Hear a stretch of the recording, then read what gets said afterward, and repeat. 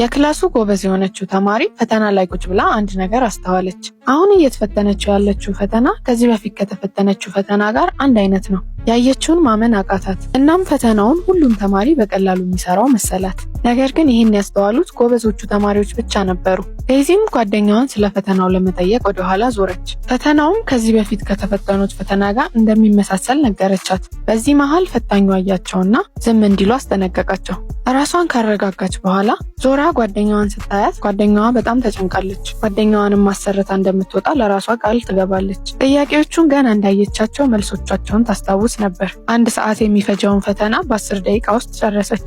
እንደጨረሰችም ላጲሷን አወጣችና መልሶቹን በሙሉ ጻፈችበት። ጓደኛዋም መልሱን ልትሰራ እንደሆነ ስታስብ ደስ አላት። ዴዚም ጫማዋን አውልቃ መልስ የጻፈችበትን ላጲስ ጫማው ውስጥ ከታ ወደ ኋላ ወረወረችላት። ግን ጫማውን ሳትመልስላት ፈታኙ ተነስቶ በመካከላቸው መራመድ ጀመረ። ሁለቱም እንዳይያዙ በጣም ፈርተው የሚፈጠረውን እየጠበቁ ያለ ፈታኙ አለፋቸው። አላያቸውም ነበር። ጓደኛዋም ቶሎ ብላ ጫማዋን አውልቃ ለዴዚ ወረወረችላት። ነገር ግን ጫማዋን በኃይል ወርውራው ስለነበረ ዴዚን አልፎ ሄደ። አስተማሪውም ጫማውን ሊያየው ሲል ዴዚ የፈተና ወረቀቶቿን አንስታ በዛው ጫማዋን አርጋ ወደ አስተማሪው ሄደች። ከዛም ስሟን የመልስ ወረቀት ላይ መጻፍ እንደረሳች አስተማሪው ነግራው ፈተናው ላይ ስሟን እየጻፈች ጓደኛዋን ከለለቻት። ጓደኛዋን በዚህ አጋጣሚ ጎንበስ ብላ ላጲሱን አነሳች። መልሶቹን ስታይ ጓደኛዋ በጣም ደስ አላት። ዴዚና ጓደኛዋን በእንደዚህ አይነት መንገድ ፈተናውን በተሳካ ሁኔታ ኮረጁ። በዴዚ እርዳታ ጓደኛዋን በጣም ትልቅ ውጤት አመጣች። በዚህ ምክንያትም እንደ ምስጋና እንዲሆናት የሀብታም ፍቅረኛዋ የልደት ፕሮግራም ላይ ዴዚን ጋበዘቻት። ከዛ ጊዜ በኋላ የዴዚ ህይወት መቀየር ጀመረ።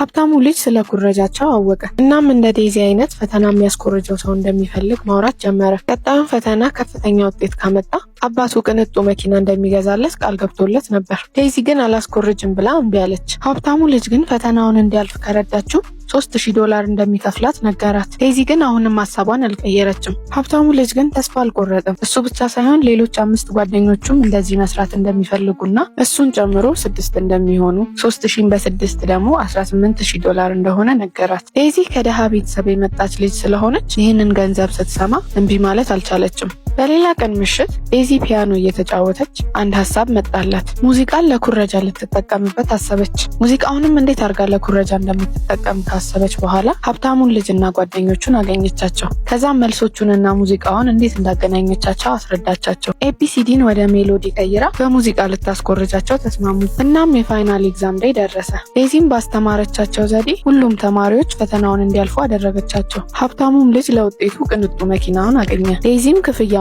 ተቀበለች። ከዛ ጊዜ በኋላ ዴዚ ትምህርት ቤት ውስጥ በጣም ታዋቂ ሆነች። በጣም ብዙ ተማሪዎች የፒያኖውን ኩረጃ ከሷ መማር ፈለጉ። ይሄም ዴዚ ብዙ ገንዘብ እንድትሰራ አረጋት። በሌላ የፈተና ጊዜ ግን አንድ ያልጠበቁት ነገር ተከሰተ። ተማሪዎቹ 2 አይነት ፈተና ነው የያዙት። ሁሉም ተማሪዎች ደነገጡ። 2 አይነት ፈተና ይሆናል ብለው አልጠበቁም ነበር። ዴዚም መልስ መስጠት የምትችለው ለሷ አይነት ፈተና ለያዙት ብቻ ነው። ይህንን ሲያውቁ ብር የከፈሏት ተማሪዎች ሁሉ ደነገጡ። ዴዚም የምታረገው ነገር ግራ ገባት። ግን በዛ ሰዓት ያልጠበቁት ነገር ተከሰተ።